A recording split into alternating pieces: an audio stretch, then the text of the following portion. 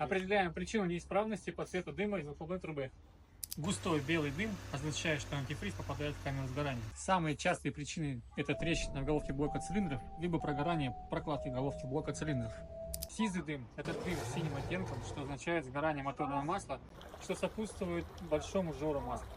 Это может говорить о сильном износе стенок цилиндров и поршневых колец. Черный дым – это переобогащение топливной смеси, то есть бензин не успевает сгорать и образуется много сажи. Любой из видов дыма говорит о том, что предстоит дорогостоящий ремонт. Срочно приезжайте на диагностику в автосферу.